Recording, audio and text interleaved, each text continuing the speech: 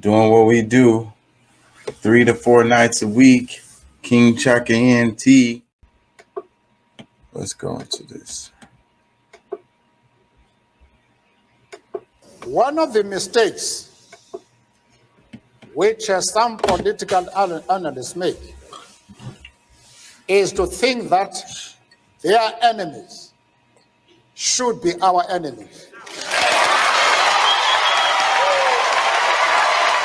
Could you just take a moment to imagine what would have happened if Nelson Mandela was president of South Africa when NATO forces invaded Libya and deposed Muammar Gaddafi?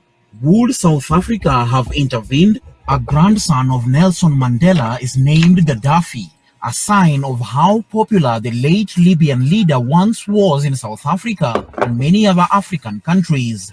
Gaddafi's 42-year regime in Libya saw him go from revolutionary hero to international outcast, to valued strategic partner, and back to outcast again. Despite being seen as a Pan-African who sought African unity, Gaddafi was also accused of backing notorious rebel groups in Liberia and Sierra Leone, among others. As much as he was despised by the West, particularly France, Italy, Britain, and America, he made a lot of enemies and was also viewed as a threat to some African regimes, and it's possible that this explains why organs of the continent, such as the African Union, looked on silently without a whimper of protest in 2011, when Western armies were pummeling Libya with bombs. Either way, I believe an unmistakable sense of trauma marks African countries' action or inaction to the fall of Gaddafi. In this video, we're going to look at the real reason why Africa stayed silent when Gaddafi was removed from power. Welcome to Reason Africa. It was no surprise when Ugandan President Yoweri Museveni won elections, took the oath of office, and was sworn in into a 6th term in office, much like he had done 5 times before. What raised eyebrows across the world was the content of his acceptance speech, where he said that Africa should have taken steps to stop the NATO military intervention in Libya in 2011.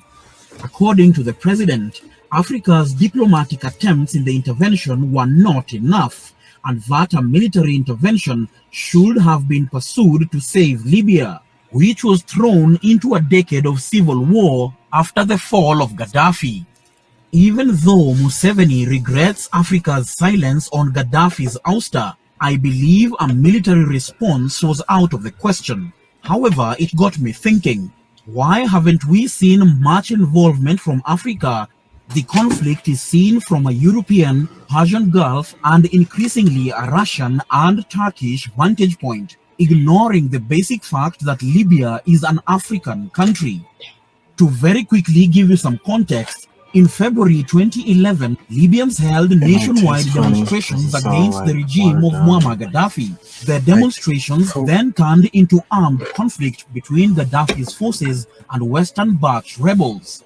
A month later, in March, NATO forces intervened in the civil war with promises to liberate the country. The operation helped overthrow Gaddafi, but also left the country deeply unstable. Over the past 10 years, Libyans have been affected by political and economic collapse, inter-militia and inter-tribal warfare, as well as humanitarian crises, which fueled the refugee crisis in Europe and allowed the Islamic State to establish a Libyan haven that the United States is now trying to contain. Libya's prospects always like this? Well, before 2011, Libya had achieved economic independence with its own water, its own food, its own oil, its own money, and its own state-owned bank. It had arisen under Gaddafi from one of the poorest countries to one of the richest in Africa. Gaddafi wanted to structure and model his rule on Egypt's pan-Arab leader Gamal Abdel Nasser. He even adopted the same military rank, promoting himself from captain to colonel when he took over. He first set out to tackling the unfair economic legacy of foreign domination by colonialists. For Egypt's Nasser, it was the Suez Canal. For Gaddafi, it was oil. Libya has Africa's largest oil reserves and also has natural gas, creating huge foreign interest in the mostly desert nation along the Mediterranean Sea.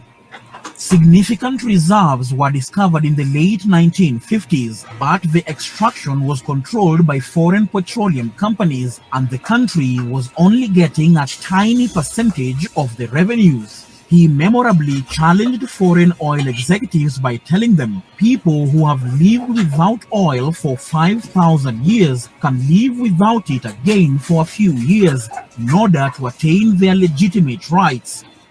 His tough stance paid off, and Libya became the first developing country to secure a majority share of the revenues from its own oil production. Other nations soon followed this precedent, which led to the 1970s Arab petrol boom. With production levels matching the Gulf states and with one of the smallest populations in Africa, less than 3 million at the time, the black gold made Libya wealthy quickly. By the early 2000s, education and medical treatment were free for all Libyans. Having a home was considered a human right, and Libyans participated in an original system of local democracy. The country boasted the world's largest irrigation scheme, the Great Man-Made River Project, which brought water from the desert to the cities and coastal areas, and Gaddafi was embarking on a program to spread this model throughout Africa. Unchecked by any of the normal restraints of democratic governance, Gaddafi was only accountable to himself and was able to take his anti-imperialist campaign around the world, funding and supporting militant groups and resistance movements. This set him on a collision course with many African governments and became the turning point of many African presidents, even those that had supported him before. I think a lot of those other governments were puppets to the European powers, and that's the reason why that they didn't back him. Despite claims of his popularity in Africa, Gaddafi started being viewed with widespread suspicion. You see, nobody wanted to befriend someone who routinely supported the overthrow of governments. As a result, Libya became isolated within the Organization of African Unity, following Gaddafi's 1980 military intervention in Chad. In protest, most governments boycotted an OAU summit in Tripoli in 1982. Gaddafi sent troops to bolster brutal Ugandan dictator Idi Amin's regime between 1972 and 1979. He called for a jihad by Congolese Muslims against the autocratic Western-backed regime of Mobutu Sese Seko. In the 1990s, Gaddafi provided military training to vicious rebel groups in Liberia and Sierra Leone and backed Tuareg rebels in Mali. In the year 2000, widespread xenophobic attacks in Tripoli and Zawiya against thousands of black African migrant workers led to several deaths, damaging Gaddafi's Pan-African image. Following religious-related conflict in Nigeria, Gaddafi called and pushed for the dissolution of the country in a bid to partition Africa's most populous nation into separate Muslim and Christian countries. His vision of a United States of Africa, complete with an all-African army and common currency, was rejected by most African leaders. He later crowned himself as the King of Kings, and his ambitions often failed to match political realities on the ground. All integration plans that Gaddafi attempted in Africa failed. The blunders he had made when pushing for a pan-Arab agenda to the Islamist agenda were now failing him during his pan-African agenda. While using his oil wealth to buy influence within the African Union, many governments happily took his money but did not necessarily support him.